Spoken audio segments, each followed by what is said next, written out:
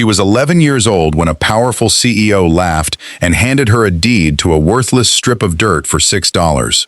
As a joke. 23 years later, her lawyers walked into a hearing room and the CEO's entire project came to a stop.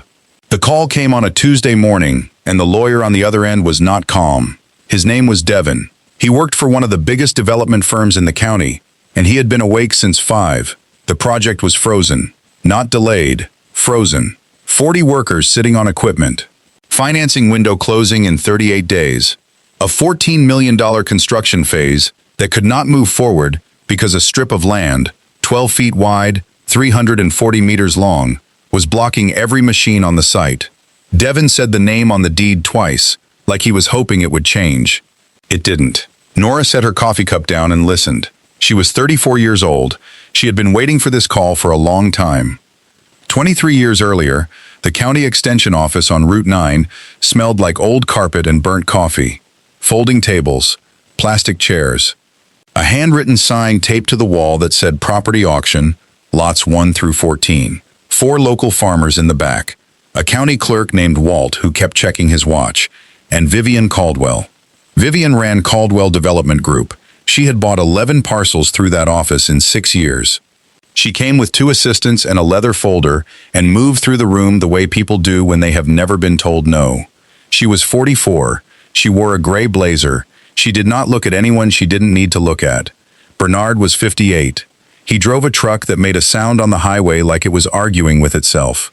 He came to the auction with his granddaughter, and they stood near the back wall, and they did not talk much. Nora was 11. She had braids and a notebook with a green cover. She had ridden 40 minutes in the arguing truck, and she had not complained once. Lot 7 came up at 10:22 in the morning. Walt read the description off a card. 6 acres, Route 9 North, drainage corridor, no structures, no utilities. He said the assessed value was $400. He said the minimum bid was $6. One of the farmers looked at his boots. Bernard raised his hand. Nobody else did. Vivienne looked up from her folder. She looked at Bernard. Then she looked at Nora. Then she smiled. The kind of smile that is not really a smile. She filled out the money order herself. $6. At the table, in front of everyone. She slid it across and picked up the deed. She held it out toward Bernard, but she looked at Nora when she said it. "Enjoy your field trip, sweetheart." A few people in the back laughed. Not loud, just enough. Bernard said thank you. He took the deed. He folded it once and put it in his coat pocket, next to the file he had been carrying for 2 years. Nora didn't look at Vivian. She looked at the table where the deed had been. Then she opened her notebook and wrote something down. 3 short lines. And closed it. Bernard signed the receipt at the counter. Walt handed him a carbon copy. Vivian was already at the next lot. They walked out to the truck. Bernard started the engine. The truck argued. Nora asked him one thing on the drive home. She said, "Does she know what she just gave away?" Bernard kept his eyes on the road. He said no. Nora looked out the window at the fields going past. She did not ask anything else. She held the notebook on her lap with both hands, and the carbon copy receipt was folded inside the front cover, and the truck made its sound, and they drove. She was 11 years old.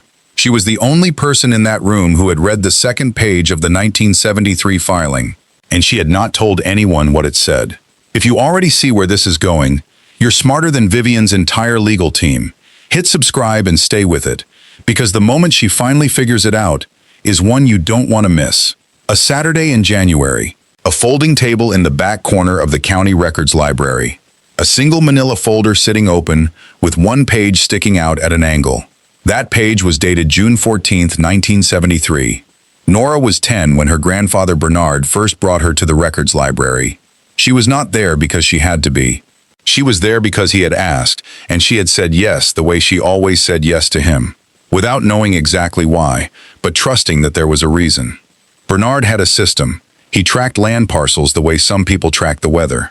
Not because anything was about to happen, because patterns are easier to see if you start looking before you need to. His folder on Route 9 North went back to 1956. Inside it, a plat survey from 1947, typed county commissioner meeting notes from 1971, a road expansion proposal that was voted down in 1978, and a handwritten note from someone named Harold, who had worked in the county engineer's office for 22 years. And then, clipped behind all of it, the June 1973 document. 2 pages. Page 1 was a standard easement filing, a county access agreement for the Route 9 drainage corridor. Dry language. Official stamps. Nothing remarkable. Page 2 was different. It was a rider. A legal addition to the main document, attached and initialed by the county engineer at the time. The rider said that any party holding legal deed to the 6-acre parcel adjacent to the corridor, the parcel then labeled Lot 7, Route 9, held permanent access rights across the 12-foot northern drainage strip. Permanent. Not temporary, not for a fixed term. Permanent. Nora read it twice, then a third time. She looked at Bernard. He was reading a different page and didn't look up. She said, "Why isn't this in the main record?" He said, "Because when the county put everything into computers in 2002, the parcel number was wrong in their system." A 1989 transcription error. The rider got filed under the old road name, not the parcel ID, so the computer never connected it to Lot 7. She said, "So nobody finds it unless they look at paper." He said, "Nobody has looked at paper in a long time." She looked at the rider again.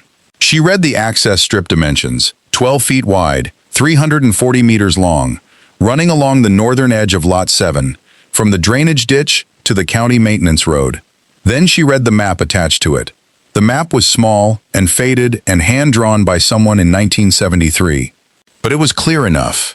The strip ran directly across what was, in 2001, the logical path for heavy machinery to reach the interior of any large site assembled on the western end of Route 9.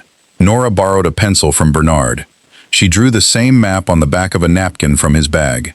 The site, the strip, the only route that didn't cross the protected wetland buffer to the south. She labeled each part in careful letters. She drew the strip in red. She folded the napkin and put it in her notebook. She came back the next Saturday, and the one after that.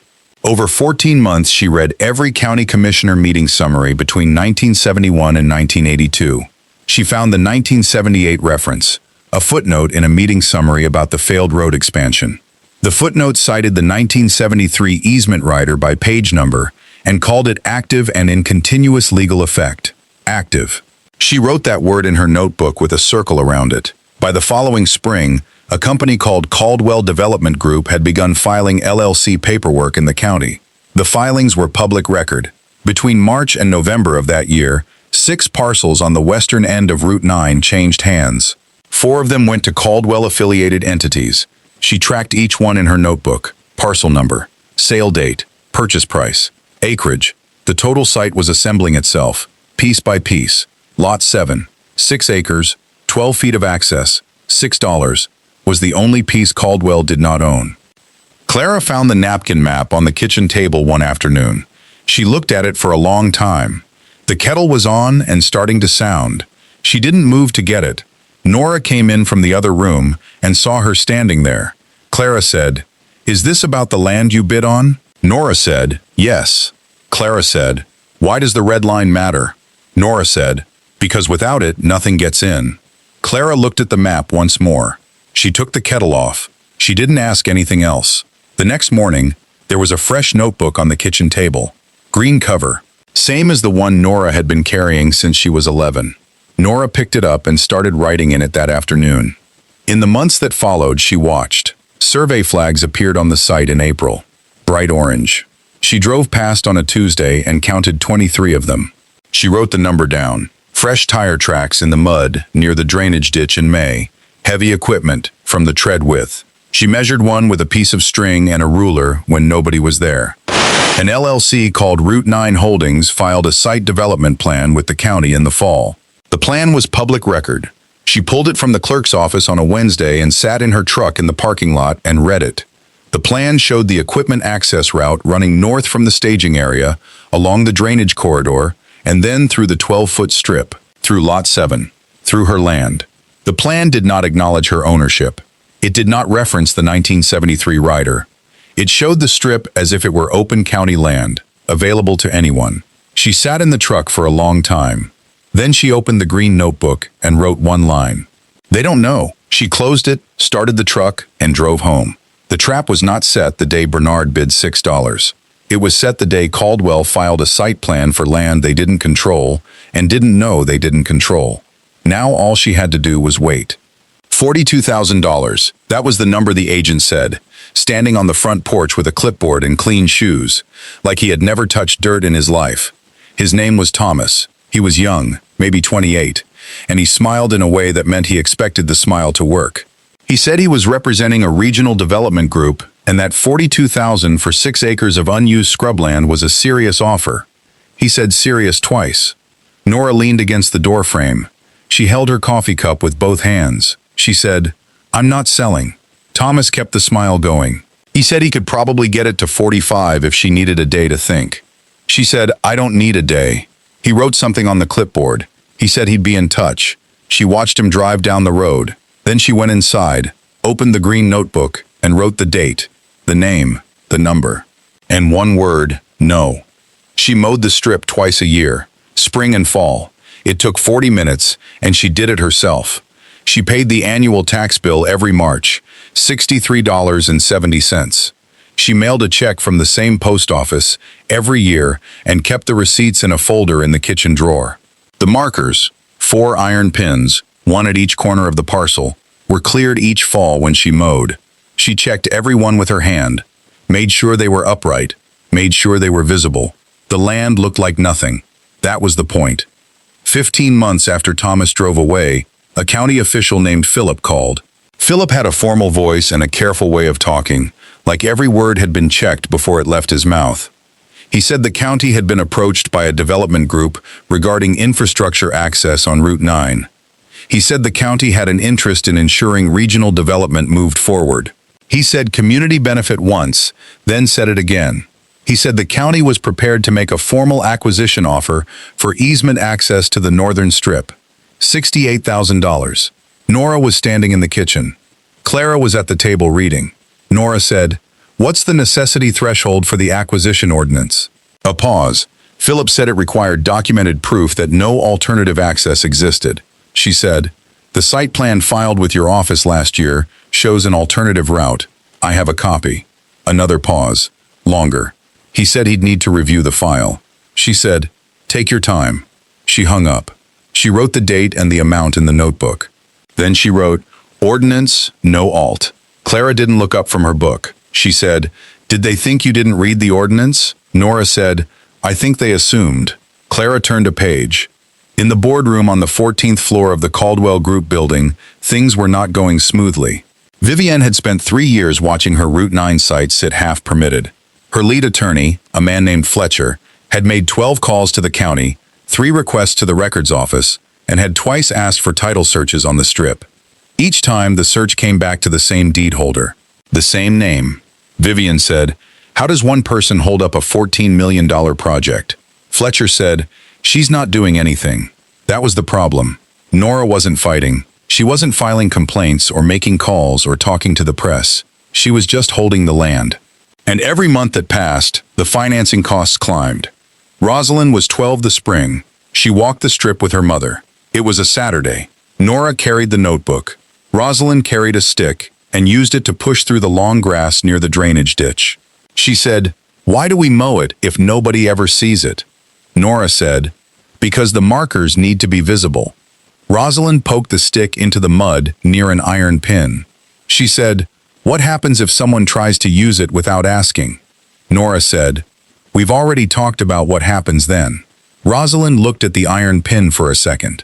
She put the stick down. She said, "Okay." She didn't ask anything else. She was 12. She had her mother's eyes, and her great-grandfather Bernard's way of going quiet when something mattered. The lawyer in the 3-piece suit arrived on a Thursday. His name was Fletcher. He drove himself, which Nora noted. He carried a leather briefcase and had the kind of posture that meant he had been in expensive rooms for a long time. She poured him coffee at the kitchen table, because that was what you did. Fletcher opened the briefcase and placed a single document on the table. He said Caldwell Development Group was prepared to offer $120,000 for full title transfer of the 6-acre parcel, including the access corridor.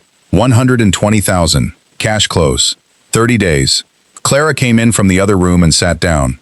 She didn't say anything, Nora looked at the document. She didn't pick it up.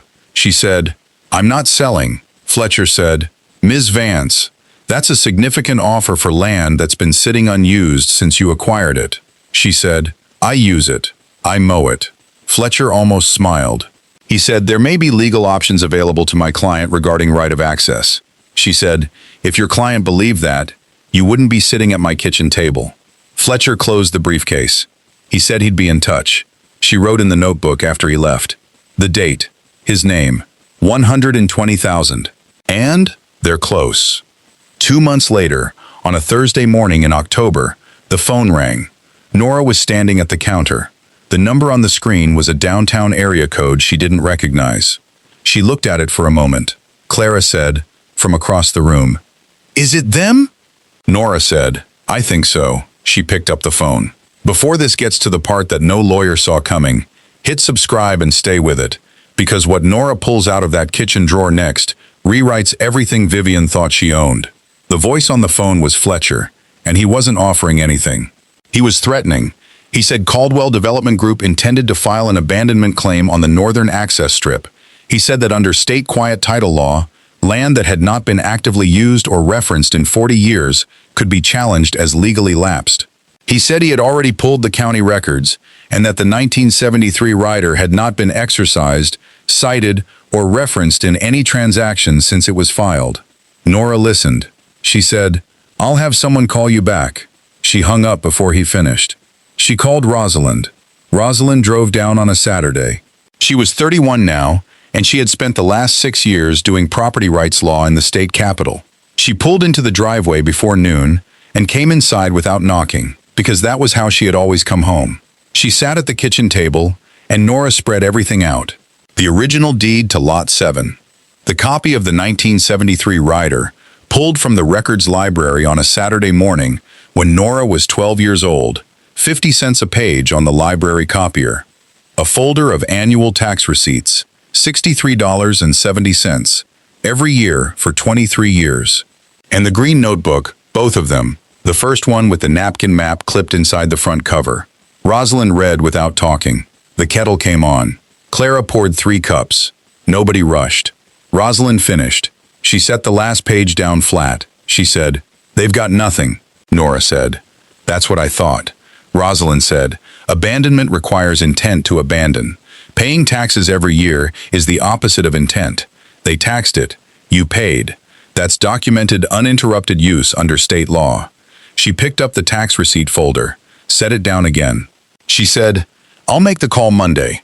The hearing was held in the county administration building in a room with a drop ceiling and 12 chairs. It was not a courtroom, but it had the temperature of one. Caldwell Group had 2 attorneys present. Fletcher sat nearest the center, briefcase flat on the table. Their filing claimed the 1973 rider was legally void from non-use, and that the parcel should revert to open county access status. Rosalind placed 3 documents on the table. She didn't explain them first. She just put them down. The first was the 1973 rider, original filing, photographed from the county record, cross-referenced to the plat survey from 1947. She said it was active at the time of filing and had never been legally dissolved. The second was the 1978 County Commissioner meeting summary. The footnote on page 4 cited the rider by name and called it active and in continuous legal effect. Fletcher picked it up. He read the footnote. He set it back down. The third was the tax record. 23 years of county assessments on the parcel, each one paid on time. She stacked them into a neat pile and said one sentence. She said, "The county taxed it every year. That means the county never considered it abandoned." The hearing officer looked at the 3 documents. He looked at Fletcher. Fletcher reached for his phone. The ruling came in 4 minutes. The abandonment claim was denied. Vivian Caldwell, sitting 2 seats from Fletcher, didn't move. She looked at the table. She looked like someone who had just heard a number she wasn't expecting. That was the look. That was the whole 23 years compressed into one expression on a Tuesday afternoon. Rosalind closed her folder. Nora refused the lump sum. Fletcher made the offer that afternoon. $250,000, full title transfer, clean close. He said it with confidence, like it was an ending. She said, "No sale." He said, "Ms. Vance, that's a significant..." She said, "I want a permanent easement agreement. Monthly payment, indexed to inflation, transferable to my heirs. He said, that's a complicated arrangement. She said, $1,800 a month, starting at closing. Adjust for inflation every 5 years. My daughter's firm will draft the terms. A pause. Fletcher said he'd need to consult his client. Rosalind said, we'll be here. Fletcher came back with a counter an hour later. They pushed on the indexing clause. Rosalind held it. They pushed on the transfer language. Rosalind held that too. On the third push, Fletcher stopped pushing. He said, my client accepts the terms. Rosalind called Nora at 4:15. Nora answered. Rosalind said, they took every term. Nora said, I know they would. She hung up and stood in the kitchen for a moment. Clara said nothing. She put the kettle on. The signing was at the county clerk's office the following Thursday. Rosalind signed as counsel. Nora signed as deed holder. Walt, the same county clerk from the auction 23 years ago, stamped the agreement and filed it without comment. He had more gray hair now. He moved slower. He didn't seem to remember the folding table or the $6 money order. Nora walked to her truck in the parking lot. She sat in the driver's seat. She opened the green notebook, the second one, the one Clara had left on the kitchen table when Nora was 12, and turned to the last written page. She wrote the date, the monthly amount, the word permanent. Then she closed it.